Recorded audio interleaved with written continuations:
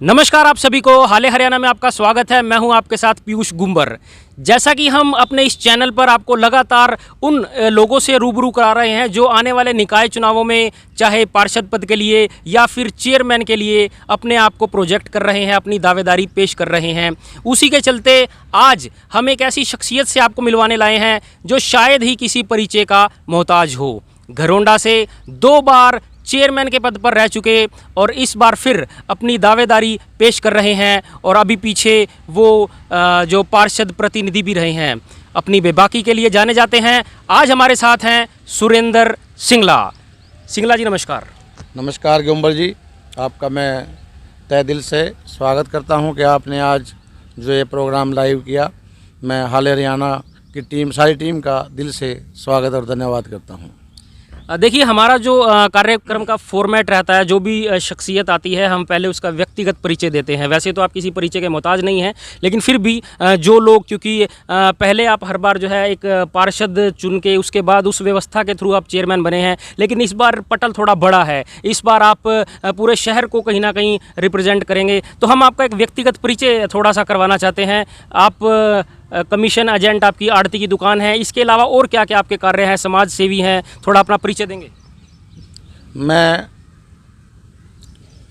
नई अनाज मंडी में मेरा आड़त का काम व्यापार है और मैं शहर की विभिन्न संस्थाओं से, चाहे वो धार्मिक हो, सामाजिक हो, राजनीतिक संस्था हो, सभी से मैं तकरीबन जुड़ा हुआ हूँ। इसलिए मैं किसी परिचय का मोहताज नहीं हूँ और सभी 36 बरादरी के व्यक्ति जो घरोंडा में, शहर में हमारे रहते हैं, हर एक आदमी से मैं बिल्कुल फेस टू फेस जानता हूँ।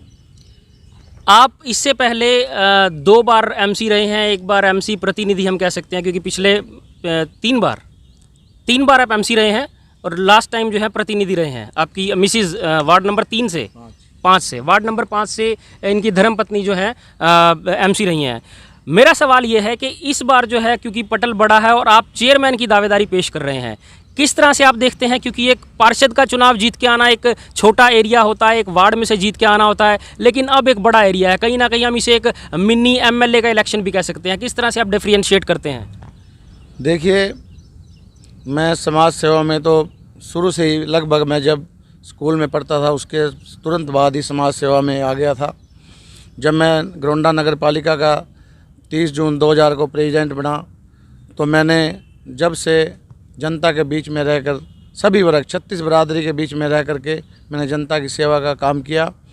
उनके हर एक दुख में, सुख में, चाहे किसी तरह के काम में साझेदारी निभाई।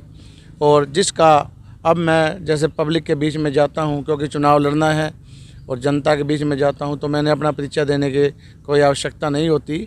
सभी मुझे, बच्चा, बूढ़ा, किसी तरह के भी इंसान है, जवान है, कोई शहर के जितने युवा हैं सारे मेरे से जुड़े हुए हैं। तो मैंने, इसलिए मुझे कोई ये ऐसा महसूस ही नहीं होता कि चुनाव नगर पालिका अध्यक्ष का है या पार्षद का, क्योंकि पिछले 15 साल से मेरी धर्मपत्नी वार्ड नंबर 5 से पार्षद पर रही हैं। तो मैं उस समय भी मुझे सेवा करने का मौका मिला। मैंने एक 5 वार्ड की नहीं, मेरे को सारा शहर सेम बराबर है, 17 के 17 वार्ड सभी मेरे लिए एक समान है। इसलिए मुझे कोई 17 वार्ड में कोई काम करने में या वोट मांगने में कोई दिक्कत नहीं होती। इसलिए सारे जितने भी शहर की सभी वर्ग हैं मेरे से जुड़े हुए हैं और मेरे साथ कंधे से कंधा मिला करके चल रहे हैं। सिंगला जी, पिछली बार से जैसे कुछ नगर निगम थे हरियाणा में, वहाँ पे चुनाव हुए, नगर परिषदों में हुए, जो राजनीतिक पार्टियां हैं वो अपने सिंबल पर चुनाव लड़ाती आई हैं, मेयर को, चेयरमैन को। हो सकता है नगर पालिका में भी सिंबल्स पर लड़ा जाए। सिंबल पे अगर ना भी हो तो कहीं ना कहीं समर्थित कैंडिडेट वो अपना ज़रूर उतारेंगी। तो आप भारतीय जनता पार्टी से ताल्लुक़ रखते हैं आज की डेट में, क्या आप मानते हैं कि क्या भारतीय जनता पार्टी आप पर हाथ रखेगी, आपको अपना कैंडिडेट चेयरमैन के लिए बनाएगी?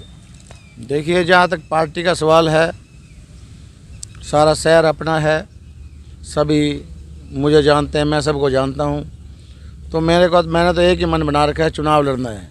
अध्यक्ष पद का चुनाव कल हो जाए, महीने में हो, 2 महीने में हो, जब भी तारीख आएगी, मैंने एक ही मन बना रखा है, चुनाव लड़ना है।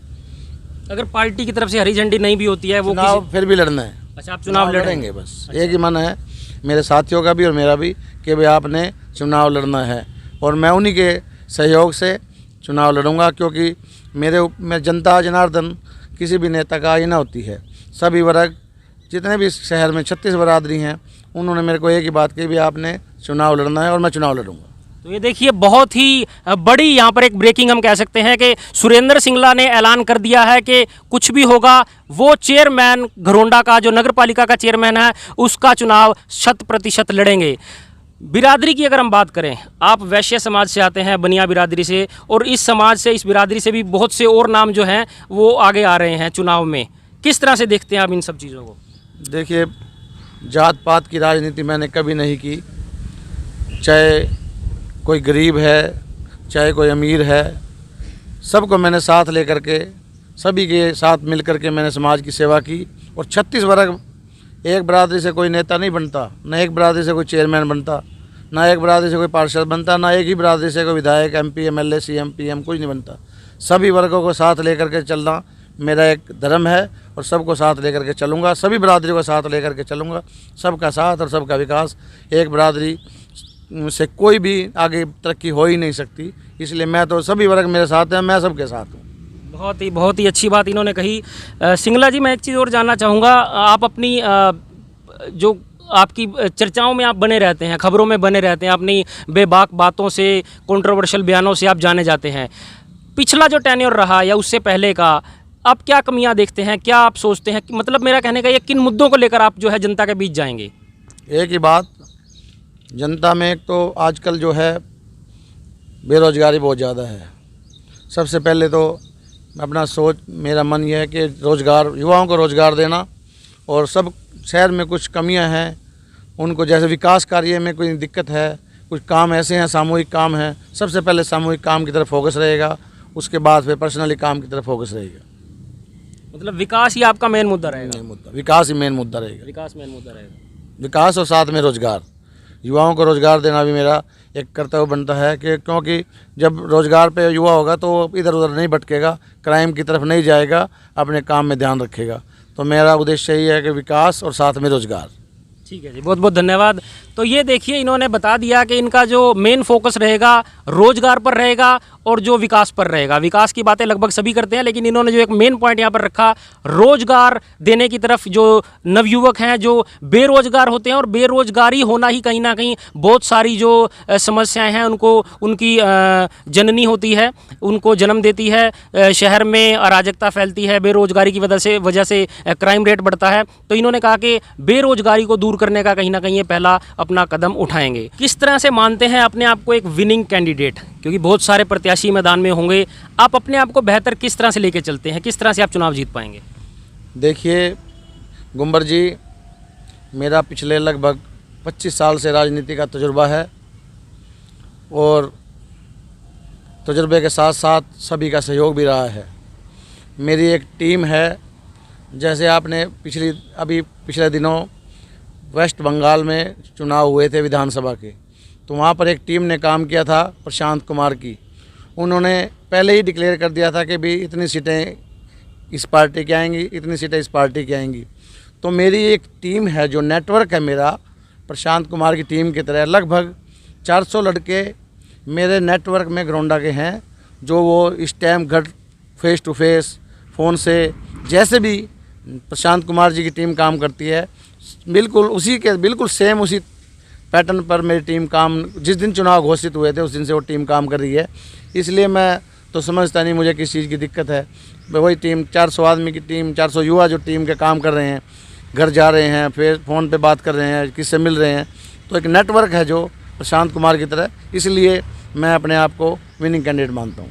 ठीक है जी, बहुत बहुत धन्यवाद आपका। तो ये आप देख सकते हैं, सुरेंद्र सिंगला ने अपने आप को पूरी तरह से प्रोजेक्ट कर दिया है, और अपनी पूरी कॉन्फिडेंस के साथ जो है उन्होंने अपनी दावेदारी पेश की। प्रशांत किशोर का ये जिक्र कर रहे थे। प्रशांत किशोर वही शख्स हैं जिसने 2014 में मोदी के साथ उनके कैंपेन में हिस्सा लिया, उनको विनिंग करवाया। उसके बाद फिर बिहार में नीतीश कुमार के साथ रहे, उन्हें जितवाया। अब वो ममता बनर्जी के साथ थे, और इस बंगाल के चुनाव में तो उन्होंने कहीं ना कहीं ये भी पूरी तरह से बयान दे दिया था कि अगर Bharatiya Janata party double figure यानी कि 2 डिजिट का फिगर पार कर जाएगी तो मैं राजनीति छोड़ दूंगा। तो हुआ भी कहीं ना कहीं यही। तो पूरे कॉन्फिडेंट हैं सुरेंद्र सिंगला। इनका कहना यह है कि उसी टीम के तर्ज पर मेरी टीम भी डोर टू डोर जाकर कैंपेन कर रही है। अब आप लोगों के हाथ में है, आप क्या सोचते हैं इस पूरी चर्चा पर, जो ये सुरेंद्र सिंगला जी के साथ हमारी बात हुई, इस पर आपके क्या कमेंट्स हैं, आपकी क्या राय है, इस कमेंट बॉक्स में ज़रूर लिखिएगा। और जो कोई भी हमारी इस हाले हरियाणा के फेसबुक पेज पर पहली बार जुड़ा है, हाले हरियाणा के फेसबुक पेज को लाइक करें, फॉलो करें, ताकि जितनी भी आगे आने वाली वीडियोज़ हैं, जितनी भी खबरें हैं, आप तक डायरेक्टली पहुँचती रहेंगी। और जो यूट्यूब पर आप देख रहे हैं अगर पहली बार, तो यूट्यूब चैनल को भी सब्सक्राइब करें। और अपने घर में बड़े टीवी पर, एलईडी पर, इंटरनेट के थ्रू देखना चाहते हैं तो यूट्यूब पर एचडी में हमारी खबरों का, हमारे वीडियोस का आनंद ले सकते हैं। आप देख रहे हैं हाले हरियाणा, मैं हूं आपके साथ पीयूष गुम्बर। धन्यवाद।